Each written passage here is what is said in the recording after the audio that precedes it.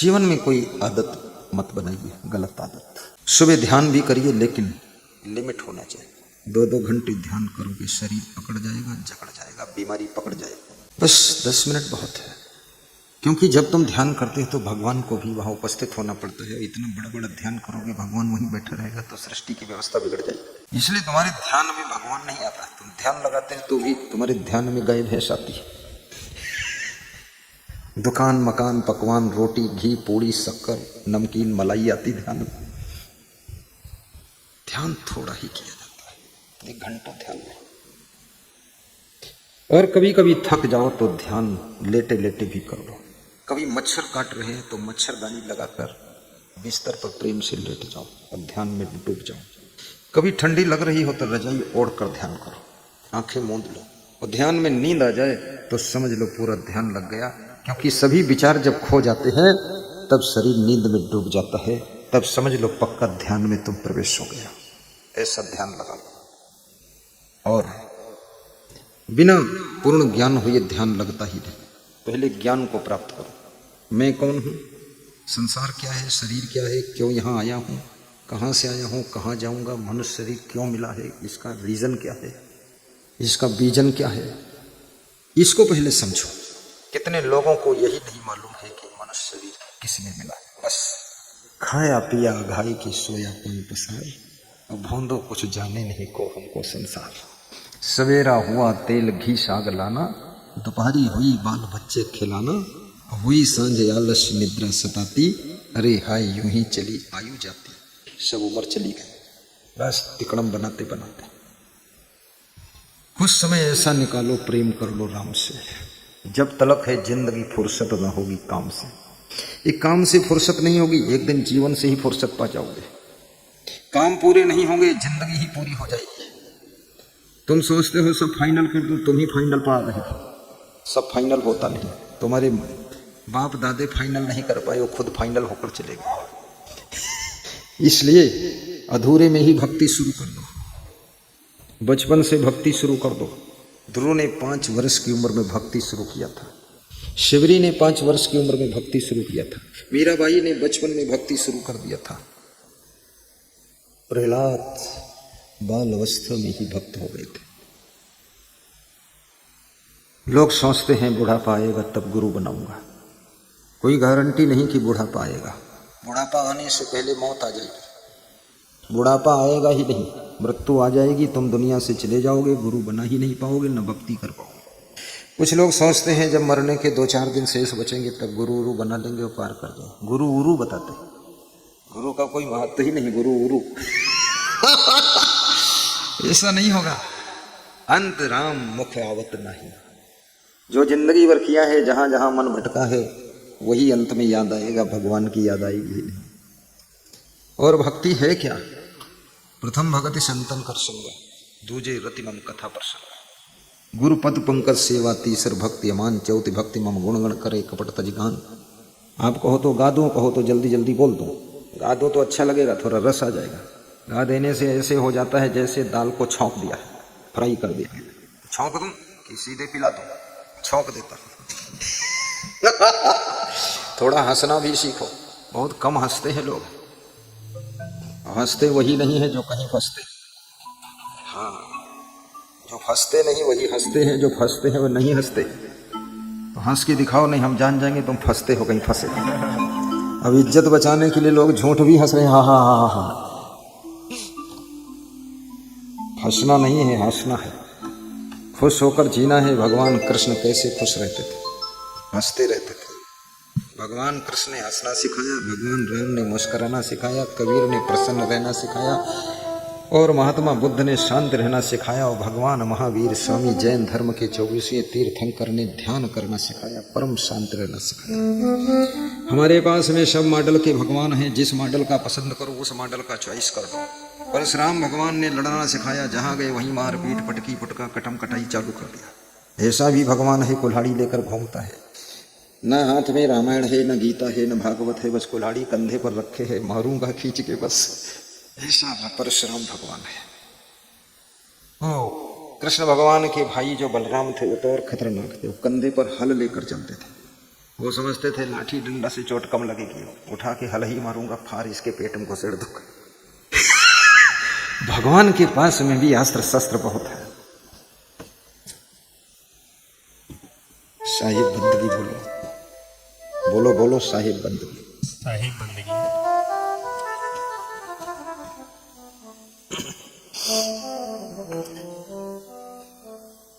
कृपा सिंधु बोले मुस्काई, सोई करु जही तव नाव न जाई, सोई करु जही तव नाव न जाई। कृपा सिंधु बोले मुस्काई, सोई करु जही तव नाव न जाई। बेगियान जल पाई पखारू, होत विलंब उतारु पारू। जसु नाम सुमिरत एक बारा, उतरहि नर भव सिंधु अपारा। अति आनंद उमगे अनुरागा, केवट चरण पखारन लागा। भगवान नाव मांगने में शर्म नहीं करते। शुभ कर्म के लिए मनुष्य को शर्म नहीं करना चाहिए, अशुभ कर्म में शर्म आना चाहिए। शुभ कार्यों में भी जो शर्मा जाता है, शुभ कार्य स्टॉप हो जाता है, क्योंकि भगवान को वनवास जाना है। रास्ते में गंगा जी है और गंगा जी को पार करने के लिए केवट से राम नाव मांग रहे हैं। जसु नाम सुमिरत एक बारा, उतरहि नर भव सिंधु अपारा। जिनका नाम लेने से नर नारी भव सिंधु से पार हो जाते हैं, आज वो राम छोटी सी गंगा से पार स्वयं नहीं हो पा रहे। केवट को सोई कृपाल केवट ही निहोरा, जही पगुते तिहु लो कहीं थोरा। वो राम केवट को निहोर रहे और केवट से कह रहे, हे केवट नाव लाइए, मुझे पार कीजिए। जिनका नाम लेकर लोग भवसिंधु से पार हो जाते, न नाव की जरूरत न जहाज की जरूरत। जसु नाम सुमिरत एक बारा, उतरहि नर भव सिंधु अपारा। नाम की महिमा है, लेकिन जिनके नाम की महिमा है वे स्वयं गंगा को पार करने के लिए केवट को निहोर रहे, केवट को बुला रहे। मांगी नाम न केवट आना, कहे तुम्हारे मरम में जाना। सब जगह चौपाई लिखी है कि भगवान कैसे हैं और सबके अंतर मन की जानते हैं। आज हमारे साथ में प्रातः पद यात्रा में श्री रामचंद्र भाई गए और लखन भाई भी गए। लखन भाई को तुम्हें यहीं से लौटा दिया, हमने कहा तुम वापस जाओ आराम। रामचंद्र को ले, तो रामचंद्र से रास्ते में कुछ चर्चा चल रही थी। तो गढ़वा जिला झारखंड का भगत हंस रहा था, गुरुजी बहुत पूछ रहे हैं छोटा छोटा कुछ कुछ। तो रामचंद्र ने कहा गुरुजी को सब मालूम है, जानते हैं, लेकिन कुछ कुछ मन बहलाने के लिए, बात करने के लिए, हमारे संकोच को मिटाने के लिए हमसे कुछ पूछते रहते हैं। वही बात है, भगवान तो अंतर्यामी, लेकिन केवट कह रहा है मैं अंतर्यामी। केवट कहता मैं तुम्हारे मर्म को जानता हूँ। केवट भगवान से कह रहा है कि मैं तुम्हारे मर्म को जानता हूँ। राम भी मुस्कुराते हैं कि मैं तो सबके मर्म को जानता था, अंतर्यामी हूँ, लेकिन ये अंतर्यामी का भी अंतर्यामी है। ये बता रहा मैं तुम्हारे मन को जानता हूँ, तुम्हारे मन में जो भेद है वो सब पता है। मांगी नाम न केवट आना, कहे तुम्हारे मर्म नहीं जाना। किसी के मर्म को समझना। 40-40 साल तक पति पत्नी साथ रहते हैं, गुरु शिष्य साथ रहते हैं, अफसर कर्मचारी साथ रहते हैं, पड़ोसी साथ रहते हैं, बाप बेटे साथ रहते हैं, लेकिन एक दूसरे के मर्म को नहीं समझ पाते इसके मर्म क्या है, इसके मन में क्या है। लोग कहते हैं हम तो उसके मन का कुछ समझ ही नहीं पाए। 50 साल से साथ रहे थे। कर्नाटक के डीजीपी अपनी पत्नी के साथ में 50-45 साल से रह रहे थे और पत्नी के मर्म को समझ नहीं पाए। जब भोजन करने लगे, रिटायरमेंट हो गया, भोजन कर रहे थे, डाइनिंग टेबल के सामने बैठे थे, पत्नी किचन में गई और मिर्चा का पिसा हुआ पाउडर लाई और अपने पति डीजीपी के आंखों में झोंक दिया। मर्म समझ नहीं पाए। और डीजीपी कहते थे बदमाश को देखते ही मैं समझ लेता हूं, और घर ही में पत्नी इतनी बड़ी बदमाश, उसको रोज देखा समझ ही नहीं पाए। सब डीजीपी मिर्चा पी, आंखों में मिर्चा झोंक दिया, मिर्चा आंख में पड़ जाए तो एकदम आंखें बंद हो गई, आंखें फूटने जैसी लगी। वो कुर्सी से नीचे गिर गए तो किचन से चाकू ले आई पत्नी, उनका गला काट दिया, पेट में भोंक दिया, आंखें फोड़ दी और मार डाला। सोचो, रिटायरमेंट 60 साल की उम्र में हुआ, 65 साल के थे तब मर गए। डीजीपी खत्म। पत्नी का मर्म नहीं समझ पाए। एक केवट कह रहा है भगवान से मैं तुम्हारा मर्म समझता हूं, और जो मर्म नहीं समझ पाएगा वो संसार में ज्यादा जी नहीं पाएगा। इसलिए मर्म समझना सीखो। मर्म बहुत बड़ी चीज है। अपने पिता के भी मन का मर्म समझो, अन्यथा एक ही भाई के नाम जमीन लिख देगा, उसके मर्म का इलाज करो। माँ का भी मर्म समझो, सासू का मर्म समझो, पत्नी का मर्म समझो, पति का मर्म समझो। मर्म नहीं जान पाओगे तो मर जाओगे, इसलिए मर्म को जानो। दुकानदार का भी मर्म समझो, ये मीठा मीठा बोल रहा, खट्टा खट्टा तो नहीं है। और ग्राहक का भी मर्म समझो कि मीठा मीठा बोलकर रो धोकर 10 लाख का सामान उधार लेकर जाता है, फिर आएगा लौट कर कभी कि नहीं आएगा। मर्म नहीं समझ पाओगे तो फेल हो जाओ। इसलिए बहुओं का भी मर्म समझो, पति का भी मर्म समझो, और सासू का भी मर्म समझो, पड़ोसी का भी मर्म समझो कि इसके मन में क्या है। कोई मुंह से बोले तब समझ पाओ, ये तो बहुत मोटी बुद्धि का काम है। कुछ भी ना बोले तो भी उसके मन को पढ़ना सीखो। सब किताब तुम पढ़ लोगे, रामायण याद कर लोगे, गीता याद कर लोगे, इंग्लिश पढ़ लोगे, हिंदी पढ़ लोगे, संस्कृत बोल दोगे, गुजराती, फारसी, अरबी, लेकिन ये मन की भाषा पढ़ना यदि नहीं आया तो ध्यान रखना जिंदगी में रोड़ा ही रोड़ा है, रोड़ा ही रोड़ा है। मन की भाषा पढ़ो, मन के मर्म को समझो।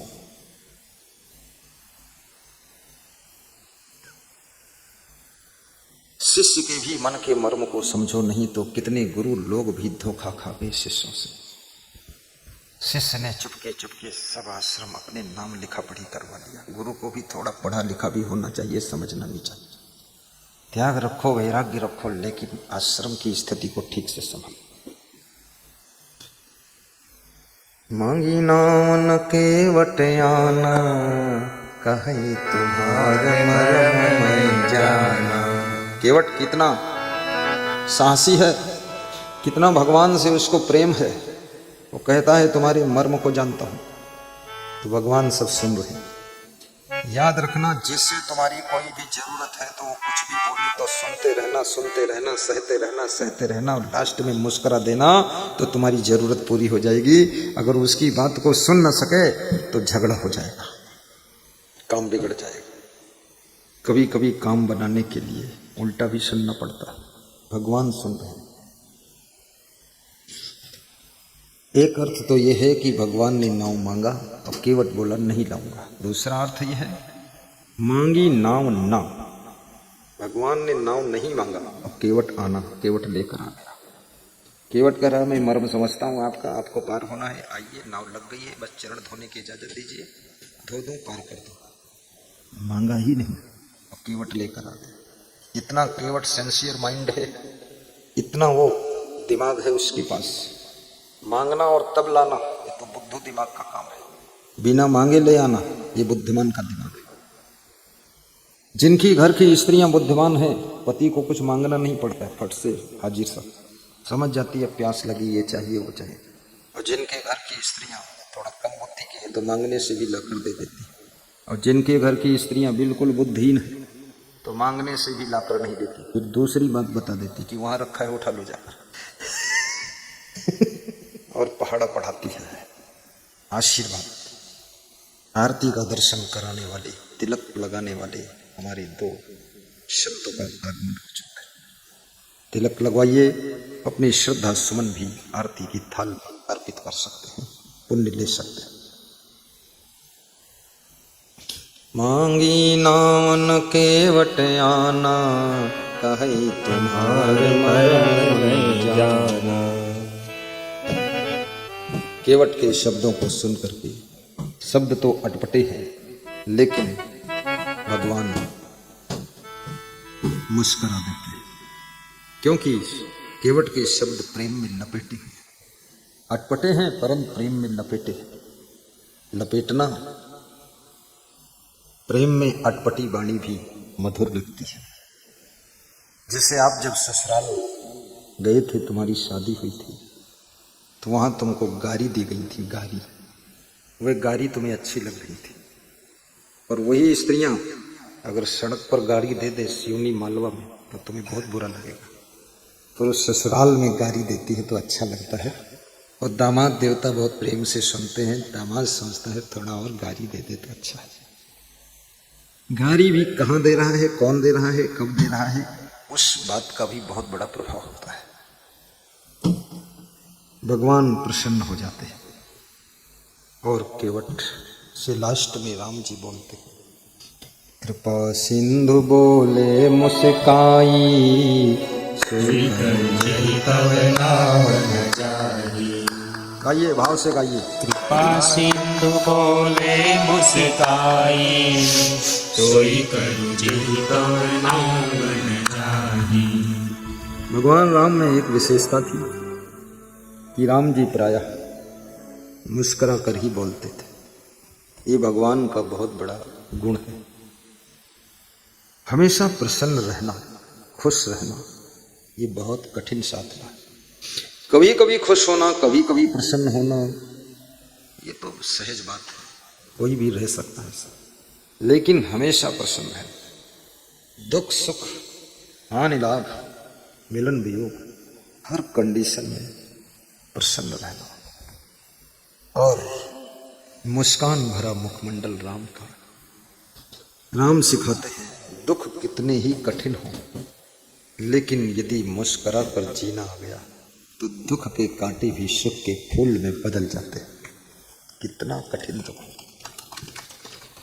और कितना छोटा दुख हो, अगर दुख में रोना आ गया, टेंशन करना आ गया, तनाव में रहना आ गया, तो छोटा सा दुख बहुत बड़ा दुख बन जाता है। इसलिए दुख में भी थोड़ा खुश रहना सीखो। कांटों की गोद में भी गुलाब की तरह खिलना सीखो। गुलाब के फूल से किसी ने पूछा कि आपको इतना बड़ा सौंदर्य कैसे प्राप्त हुआ, इतनी सुंदरता। किसी व्यक्ति से पूछो तुम इतने बड़े पद पर कैसे बने पहुंचे, पुलिस जवान से पूछो तुम पुलिस में कैसे भर्ती है, तो उसको आंसू आ जाएंगे, क्योंकि इतना दौड़ लगाया है, इतनी मेहनत की है, इतना नींद हराम हो गई, कैसे भर्ती हो जाए। जिसका तुम सुंदर मकान देख रहे हो उससे पूछो इतना सुंदर मकान कैसे बनाया, तो उसकी आंखों में आंसू आ जाते, कितनी मेहनत पड़ी है। फूल से पूछो कि तुम पर आई है कैसे बहार, कब तलक कांटों पे सोया डाल पर यार, कब तलक कांटों पे सोया डाल पर यार के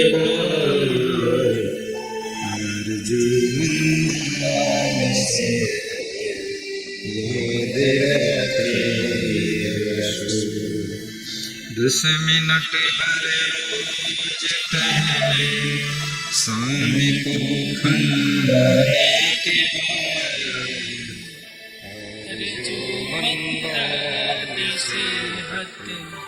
याद रखे यह यसु। तंदुरुस्ती और सेहत चाहने वालों सुनो, सुना गलत है आपका, सूरज निकल आने के बाद, सुना गलत है आपका, सूरज निकल आने के बाद। सूरज निकलने के बाद आपका सोना गलत है, मत सोना। कोशिश करो शाम को थोड़ा जल्दी सो जाया करो। सूरज निकलने से पहले घर से बाहर निकल जाया करो। सूरज की प्रथम किरण तुम्हारी मुखमंडल पर, तुम्हारी त्वचा पर, तुम्हारे बदन पर पड़नी चाहिए। त्वचा बहुत सुंदर हो जाएगी। सूरज की प्रातः काल की किरणें रोग नाशक होती है। डूबते ही सूरज का दर्शन करने की जरूरत नहीं, उगते ही सूरज का दर्शन करो। कष्टों में भी गुलाब बन करके खिलो। मुस्कुराते ही कष्टों के पथ पर चलो। दुनिया का कोई भी दुख तुमको दुखी न कर पाएगा। दुनिया का कोई सुख तुमको तुम्हारे कर्तव्य से विचलित न कर पाए। दुनिया का कोई नशा तुमको आकर्षित न कर पाए।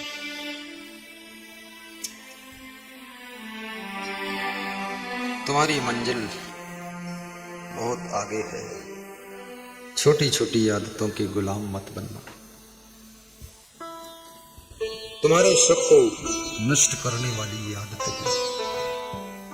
चाय पी लेना लेकिन आदत न बनाना। किसी रोज चाय न मिले तो बेचैन मत होना। मीठा भी कभी कभी खा लेना, कभी न मिले दुखी मत होना। अपने घर में प्रायः सादा भोजन ही खाना बहुत आनंद है। कभी कभी खिचड़ी और कढ़ी खा लेना, और कढ़ी में करी पत्ता डाल देना। और कभी कभी मोटी मोटी रोटी और टमाटर की चटनी के साथ भी खा लेना। और कभी योग बन जाए तो 56 भोग भी लगा देना। 56 भोग भी लगा देना, भगवान का भोग। कभी थोड़ा व्रत और उपवास भी रह लेना। जब तुम व्रत रहते हो तुम्हारे भीतर मन को कंट्रोल करने की सामर्थ्य बढ़ती है। संतों को ब्रह्मचर्य व्रत का पालन ठीक से करना चाहिए। गृहस्थ को एक पत्नी व्रत, एक पति व्रत का पालन करना चाहिए। कम खाने का व्रत सबको लेना चाहिए। शाकाहारी रहने का व्रत लेना चाहिए। मांसाहार के त्याग का व्रत लीजिए। तंबाकू त्याग करने का संकल्प लीजिए। मैं इस मालवा क्षेत्र में देखा हूं, लोग तंबाकू बहुत खाते हैं। मेरे पास जो आता है वो खाकर आता है। सोचता है अगर गुरु जी मांगे तो थोड़ा खिला दूं गुरु जी को। कुछ लोग तो इतना खा कर आते हैं कि हमसे बात करते तो हमारे मुंह में भी थूक देते कि थोड़ा माल तुम भी ले लो। बात करते हैं तो उनका थूक हमारे ऊपर पड़ता है, बड़ी मुश्किल है। तो मैं कहता हूं दूर दूर दूर दूर, तो बोलते हैं थूक थूक थूक थूक। तुम मुस्कुराओ तो तुम्हारे दांत मोती जैसे चमकने चाहिए, दूध जैसे चमकने चाहिए। अब यहाँ सत्संग में लोग हंसते हैं तो महिलाओं के दांत मोती जैसे चमकते हैं, दूध जैसे चमकते हैं। तो इधर के लोगों के दांत देखता हूँ बिल्कुल गोबर जैसे दिखते हैं। कितने लोग गंदे दांतों के कारण संकोच बस ठीक से हंसते मुस्कुराते हैं, संकोच लगता। आज ही ये तंबाकू छोड़ देना। तंबाकू जो खाते हैं तिनके गिरते दांत, पाचन क्रिया बिगड़ती, सड़ जाती है आंत, सड़ जाती है आंत की थू थू थूकत बंदा, घर आंगन दीवार जहां बैठे तक गंदा। थोड़े में कह दिया दोस्त ज्यादा क्या आंकूं, और जल्दी दीजिए छोड़ मेरे भक्तों ये तंबाकू, ये तंबाकू।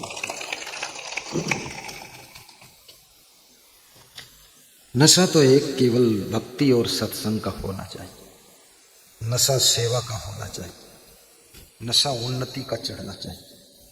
नशा ध्यान पूजा भजन का चढ़ना चाहिए। नशा कर्तव्य के पालन का चढ़ना चाहिए। नशा व्यायाम का होना चाहिए कि रोज व्यायाम करूंगा, शरीर को अच्छा बनाकर रखूंगा। यदि तुम बाजरा की रोटी खाते हो, ज्वार की रोटी, जौ की रोटी, रागी की रोटी, तो आपके चेहरे पर चमक बढ़ना शुरू हो जाए। लेकिन इसका अर्थ ये भी नहीं है कि 10 रोटी खा लो तो पेट में दर्द भी शुरू हो जाए। 10 रोटी नहीं, आधी रोटी बस, क्योंकि ज्वार बाजरा डाइजेशन में बहुत टाइट होता है।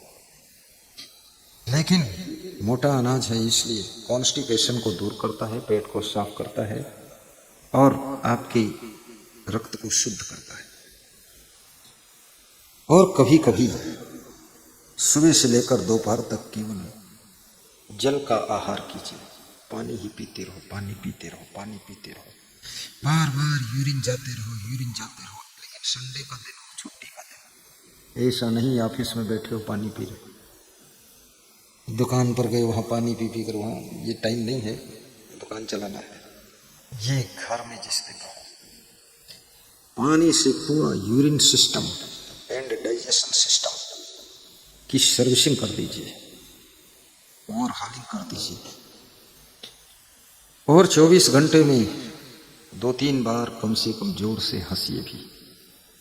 इस संसार में हंस कर जियो, रो कर जियो, टेंशन करके जियो, डिप्रेशन में जियो, निराश होकर जियो, उदास होकर जियो, दुखी होकर जियो, सुखी होकर जियो, कैसे भी जियो, लेकिन दुनिया से ज़्यादा कुछ लेना देना नहीं है। इसलिए कृपा करके हंस करके जियो, ताकि जब तक जियो तब तक आनंद में ही जियो, आनंद में ही जियो। अगर तुम्हारे हंसने से कुछ लोग नाराज होते हैं तो खेत में जाकर हंस लिया करो। अपने बेडरूम के दरवाजे बंद करके अकेले हंस लिया करो। अकेले की हंसी वो तुम्हारी रिजर्व हंसी है, 10 लोगों के बीच की हंसी वो सहयोग की हंसी है। और याद रखना, अगर आपके हंसी आती ही नहीं है तो इसका मतलब आपकी जिंदगी कहीं बुरी तरह से फंसी है, बहुत बुरी तरह से फंसी। चिंता जीवित शरीर को जलाने का काम करती है। चिता मुर्दे को जलाती है, लेकिन चिंता जिंदा को जलाती है। मरने के बाद तो चिता में जलना ही है। चिता और चिंता में एक बिंदु का फर्क है, चिंता जिंदा में ही जला देती है। चिंता ऐसे है जैसे लकड़ी में लगा हुआ दीमक का कीड़ा। ऊपर से लकड़ी के दरवाजे, लकड़ी की खिड़कियां, लकड़ी के बेड सब देखने में लगते हैं बहुत अच्छे हैं, लेकिन भीतर भीतर दीमक रूप के कीड़े ने खाकर खोखला कर दिया है। अब वो दरवाजा खिड़की सब गिरने की संभावना है। ऐसे ही जिसके शरीर के भीतर चिंता का दीमक लग गया, ऊपर से शरीर दिखता है ठीक ठाक है, लेकिन भीतर से खोखला हो चुका है। अब ये शरीर रूपी भवन ढह जाने की संभावना है, ढह जाने की संभावना। चिंता को हटाइए। अगर तुम मर गए, ये बहादुरी का काम नहीं। चिंता कर करके जल्दी मर गए, वो बाप बुद्धिमान नहीं, वो माँ बुद्धिमान नहीं, वो सास ससुर बुद्धिमान नहीं, वो पति बुद्धिमान नहीं, वो पत्नी बुद्धिमान नहीं। जो चिंता कर करके, टेंशन कर करके जल्दी मृत्यु को बुला लेते हैं, बुद्धिमान वे लोग हैं जो चिंता की भी चिंता नहीं करते हैं और चिंता को भी चिता में जला देते हैं और स्वयं मुस्कुरा करके हीरा जैसा चमकते हैं, स्वर्ण कंचन जैसा चमकते हैं। तुम जीवित रहोगे, कुछ दुनिया में रचना करोगे, कुछ कंस्ट्रक्शन करोगे, कुछ फैमिली को सहयोग करोगे, कुछ समाज को योगदान दोगे। हो सकता है तुम गुरु जी का सत्संग भी कराओगे, तुम्हारे सत्संग से हजारों लोगों को लाभ मिले। और चिंता करने से कोई बात बनती नहीं। तुम जितनी चिंता करोगे उतने तुम्हारे कार्य सब बिगड़ते चले जाएंगे। और चिंता की पहली पहचान होती तुमको नींद ठीक से नहीं आएगी, और नींद ठीक से ना आए तो समझ लेना चिंता है। और ये चिंता है, किसी से कहना मत कि मुझको चिंता है। कहने से इज्जत भी जाएगी और चिंता तो मिटेगी नहीं। और इज्जत जाएगी तो इज्जत जाने की भी चिंता और हो जाएगी। ये चिंता तो थी ही, इज्जत भी चली गई तो इज्जत जाने की भी चिंता हो गई। किसी से कहो मत, तो क्या करोगे फिर? बस सत्संग सुनते रहो, धीरे धीरे चिंता मिट जाएगी। क्योंकि इस जीवन से पहले भी तुम्हारा कहीं जीवन था।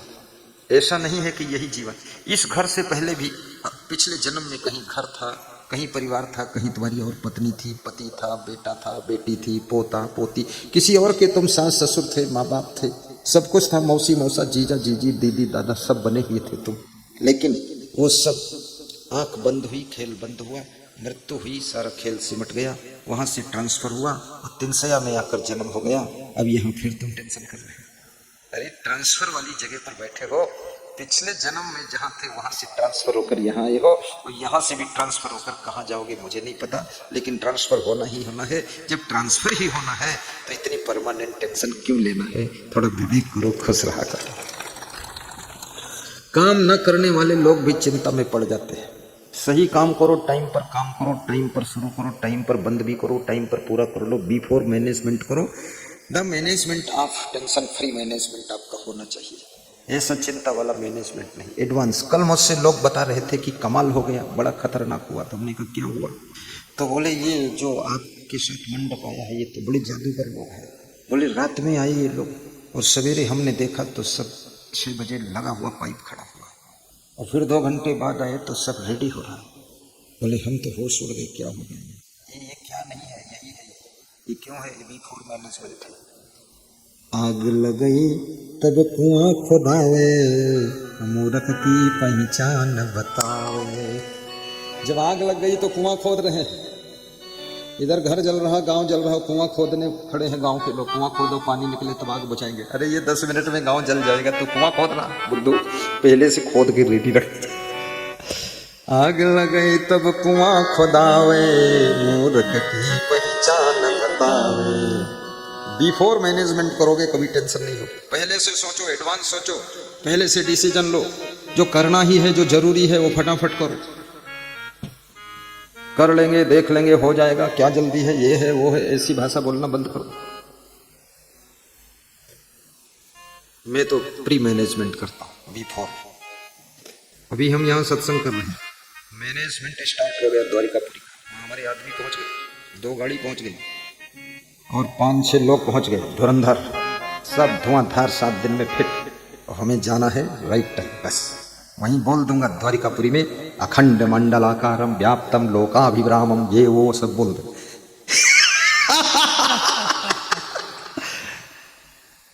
इसलिए पहले से सोचा करो। सोचने में पैसे नहीं खर्च होते, लेकिन जो पहले से सोचते हैं उन्हीं को चिंता नहीं होती। और जो पहले से ढीले ढाले रहते हैं वो फिर चिंता में जलते रहते हैं। बचपन में ही सोचो, अगर पढ़ाई नहीं करूंगा तो क्या होगा, शिक्षा नहीं लूंगा तो क्या होगा। अगर लड़की पढ़ी लिखी नहीं है, शिक्षित नहीं है, लड़कियों को सोचना चाहिए कि अच्छी पढ़ाई नहीं करूंगी तो क्या होगा। क्या होगा? जो होगा सो होगा। ये होगा, बताता हूं क्या होगा। ना तो अच्छा घर मिलेगा, ना अच्छा बर मिलेगा। बर की जगह कोई बैल मिलेगा और घर की जगह घोड़ा मिलेगा। यही होगा, और क्या होगा। तो बैल के साथ रोटी होगी, तो बैल कभी सींग मारेगा, कभी लात मारेगा। अभी घूमते रहो, चक्कर काटते रहो। पढ़ाई नहीं करोगी तो यही होगा। जो लड़के पढ़ाई नहीं करेंगे उनका भी क्या होगा? उनका भी वही होगा, जो होगा सो होगा। क्या होगा? ये होगा, मैं बताता हूँ, यही होगा। क्या होगा? उनको क्या मिलेगा जानते हो? उनको चुड़ैल मिलेगी। वैसे घर से चुड़ैल आएगी, भूत प्रेत की ससुराल मिलेगी। ससुर भूत और सासू प्रेत, और साला लेकर आएगा भाला। सब ऊट पटांग लोग मिलेंगे। आप अच्छे लोगों को अगर ढूंढ रहे हैं, अच्छे रिश्ते ढूंढ रहे हैं, स्वयं का ग्रेड बढ़ाइए, स्वयं की कैटेगरी बढ़ाइए, स्वयं की लेवल बढ़ाइए, स्वयं को अच्छा बनाइए। आप ये मत कहिए कि भाई हम ऐसे हैं वैसे हैं। ये आला कोई सुनने वाला नहीं है। क्यों ऐसे वैसे हैं आप? क्यों नहीं अपने को सुधारते? क्यों मैलुआ अपने घूम रहे हैं? क्यों सब गदरफंड बचा रखा है? इसलिए मन लगाकर बच्चों को भी अध्ययन करना चाहिए। कभी कीचड़ भरे तालाब में हंस पंछी नहीं आता है। जहां कई किलोमीटर तक जल लहराता है, मानसरोवर में ही हंस पंछी आता है। आप सोचते हो कि अच्छे रिश्ते जुड़े तो आपको भी सुयोग्य बनना पड़ेगा।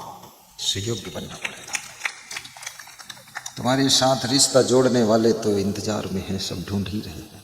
बस तुम योग्य बनाओ, अपने को योग्य बनाइए। साधु संत को भी अच्छा ही रहना चाहिए। अच्छा आश्रम बनाइए। नहीं भगत कोई आएगा ही नहीं, चोर आएंगे तुम्हारे आश्रम में, चुट्टा आएंगे और चोरी करके जाएंगे। भगत वगत नहीं, ठगत आएगा। साधु को भी आश्रम साफ सुथरा रखना चाहिए। ऐसा नहीं खूब चाण चाण के खा के इतना बड़ा पेट हुआ है, कि पेट को भी रस्सी से बांध बांध के रखा है। क्यों इतना खा रहे हो बाबा जी? चलो कम करो, पेट बराबर रखो और मेहनत करो। आश्रम को साफ सुथरा रखो, अच्छे। मेरा आश्रम है तो मेरे गुरु ने इतना अच्छा बनाया, शिष्यों ने इतना अच्छा बनाया कि जिले से लोग शूटिंग करने वहाँ आते। शूटिंग, यहाँ शूटिंग करेंगे, फोटोग्राफी करेंगे। तो मैंने कहा यहाँ शूटिंग क्यों करते हो? बोले इससे अच्छा और है नहीं जिले में कहीं, 2-4 जिले में। इतना सुंदर, इतना सेटिंग से फूल खिल जाए तो भंवरे अपने आप आ जाते हैं। और तुम अपना लेवल ऊंचा कर लो तो अच्छे अच्छे लोग रिश्ते जोड़ने अपने आप आ जाते हैं। बात करने की भी कला सीखो, उल्टम पलटम बात मत करो, भले कम बोलो लेकिन ढंग से बोलो। भाषा शैली भी सुधारिए, चलने का तरीका भी सीखो, ढंग से चलो। ऐसा नहीं जब चलो तो कहीं लोटम लात मार रहे हो, कहीं थाली में गिर रहे हो। ढंग से चलो, सामान भी ढंग से रखो, वोट पटांग नहीं, संभल कर रखो। कौन सामान कहाँ रखना है, तुम्हारे सामान रखने के तरीके से भी तुम्हारी पहचान हो जाती है कि तुम्हारी बुद्धि किस लेवल की। कपड़े भी ठीक ठाक पहनो, वोट पटांग मत पहनो, लटकन फटकन ढंग से पहनो। गंदे कपड़े मत पहनो, आलसी मत बनो, ठीक से धो लो, रगड़ के साफ कर लो और सुखा लो। कपड़ों में नाक मत पोंछो। ये जो नाक टपकती है ना, ये पर्सनल तुम्हारी कंपनी की मलहम है। इसको बुसर्ट के हाथ में लगाना और पेंट में चिपकाना पीछे, और साड़ी में पोंछ देना, और वही साड़ी से गुरु के चरण पोंछ देना कि तुम भी थोड़ा मान ले लो। ऐसा मत करो। सफाई शुद्धता बहुत रखो। जिसके घर में सफाई शुद्धता रहती है, लक्ष्मी वहां अपने आप आती है। जिस घर की स्त्रियां साफ सुथरा होंगी, जिस घर की स्त्रियां पूरे घर को साफ रखेंगी, जिस घर के पुरुष गाड़ी मकान सब सेटिंग से साफ रखेंगे, वहां धन कुबेर की वर्षा हो जाएगी, कभी धन कम नहीं होगा। इसलिए सफाई पर विशेष ध्यान दो। अपना शरीर भी साफ रखो, हाथ पांव साफ रखो, नाखून साफ रखो, मुंह भी साफ रखो, नाक और आंख भी साफ रखो, दांत भी साफ रखो। कितने लोग दांत तो मंजन करते ही नहीं है, इनके दांत देख लो तो तुमको उल्टी हो जाएगी। ऐसे दांत भग मच्छर मचा रखा है। उन्हीं दांतों के मैल में दाल भात चबा कर खाते हैं, सब गरम गरम मैल खुल के अंदर जाता है। बहुत मैलुआ आदमी है। दांत भी साफ रखो, बालों को भी साफ रखो। बालों में कीड़े नहीं पैदा होना चाहिए, जो जुआ होता है। और साल में एक बार मुंडन भी कराते, महिलाएं भी मुंडन कराते, कोई हर्ज नहीं। मुंडन कराइए तो 1 महीने कहीं मत जाइए। अगर मुंडन नहीं कराना है तो फिर एक काम करिए, ठीक से बालों को साफ करिए, ठीक से धूप में सुखाइए, और बालों के भीतर जुएं नहीं पैदा होना चाहिए। पुरुषों को साफ सुथरा खान पान रखना चाहिए। ये मांस, मछली, अंडा, मुर्गा, चिड़िया, इसको कभी मत खाइए, सब बहुत गंदे हैं। मछली कितनी गंदी है, जहां मछली रख दो कितनी बदबू आती है। जल में तुम नाक छिनक दो, गंदगी डाल दो, मुर्दे को डाल दो, मछलियां सब खा जाती है। और ऐसी गंदी चीजों को खाने वाली मछली को मनुष्य खा जाता है। किसी संत ने कहा है, भगवान ने सृष्टि की शुद्धता के लिए 3 चीजें बनाई। जल की शुद्धि के लिए मछली और कछुआ बना दिया, आकाश की शुद्धि के लिए चिड़िया बना दिया, पृथ्वी की शुद्धि के लिए सुअर बना दिया। लेकिन लास्ट में मनुष्य को बनाया कि सृष्टि में शुद्धि हो जाए तब मनुष्य पैदा करो। जब मनुष्य पैदा हुआ तो इसने सृष्टि की शुद्धि करने वालों को भी खा लिया, इसने सफाई करने वालों को सफाई कर दिया। चिड़ियों को भी खा लिया, मछलियों को खा लिया, कछुआ को खा लिया, सुअर को भी खा लिया, बकरी मुर्गा सब खा लिया। सफाई करने वालों की ही सफाई कर दिया। भगवान भी चिंता में फंस गया। बड़ा खतरनाक प्राणी है मनुष्य। शाकाहारी बनो, परस्पर प्रेम से भी रहो, ना विरोधा कदाचन, प्रेम चर्चा भी आपस में करो। भीतर छुपे हुए आत्मा रूपी परमात्मा को भी पहचानो। ये तुम्हारे भीतर आत्मा रूपी परमात्मा छिपा हुआ है। ईश्वर सर्वभूता नाम हृदय से अर्जुन तिष्ठति। ईश्वर समस्त भूत प्राणियों के हृदय में निवास करता है। कृष्ण कहते हैं ईश्वर बाहर नहीं है, तुम्हारे भीतर ही। और कृष्ण ये भी कहते हैं, अगर तुम प्राणियों से प्रेम करते हो तो समझ लो तुम परमात्मा से ही प्रेम कर रहे हो। प्राणियों की सेवा कर रहे हो तो समझो कि तुम परमात्मा की ही सेवा कर रहे हो। आपकी पत्नी के हृदय मंदिर में भी वही परमात्मा का तत्व आत्मा बैठा हुआ है। आपके पति के हृदय मंदिर में वही परमात्मा रूपी आत्मा बैठा हुआ है। इसलिए पति के साथ भी दुर्व्यवहार मत करो, पत्नी के साथ भी गलत व्यवहार मत करो। ये तो सौभाग्य है, थोड़े दिन के लिए तुम्हारा पति पत्नी का, पिता पुत्र का, सास बहू का रिश्ता जुड़ा हुआ है। ये रिश्ते कोई ऐसा नहीं है कि ये बीच में जुड़े हैं, बीच में छूटेंगे भी। थोड़े दिन के लिए अपने अपने रिश्तों का रोल अदा करना है। और एक ही व्यक्ति कई रिश्तों को लेकर चलता है। तुम किसी के पुत्र भी हो तो पुत्र का रोल अच्छा कीजिए, किसी के पिताजी भी हो तो पिता का रोल अच्छा करो, और किसी के पोता भी हो तो पोता का रोल अच्छा दिखाओ, और किसी के तुम पति भी हो, किसी के भाई भी हो, किसी के साला भी हो, किसी के जीजा भी हो, किसी के फूफा जी भी हो, और किसी के मौसा भी हो, किसी के मामा हो, किसी के नाना हो। एक मनुष्य के साथ में 18 रिश्ते जुड़ते हैं और 18 रिश्तों का अलग अलग रोल होता है। इसलिए अपनी जिंदगी में अलग अलग रोल अच्छी तरह से करिए। मामा का रोल भी अच्छा दिखाइए और पिताजी का रोल भी अच्छा दिखाइए। कहाँ कैसे रहना है, पिताजी के साथ में बहुत विनम्र होकर बात करिए, पुत्र के साथ में थोड़ा डिसिप्लिन एंड क्लीन बात करिए, वाइफ के साथ में जीवन साथी मित्रता जैसी बातें कीजिए। हस्बैंड के साथ में आप ये मत समझिए कोई नौकर है तुम्हारा, नहीं, ये जीवन साथी है आपका, उसी ढंग से बात करिए हस्बैंड को। एक स्त्री हस्बैंड का अर्थ बता रही थी कि हंस माने जब मैं कहूँ तभी हंस, बीच में मत हंस। बैंड माने बंद हो जा, जब कहूँ बंद तो बैंड हो गया। तो हमने कहा इतना बड़ा कंट्रोल, बोली पूरा हस्बैंड इसीलिए नाम लगा।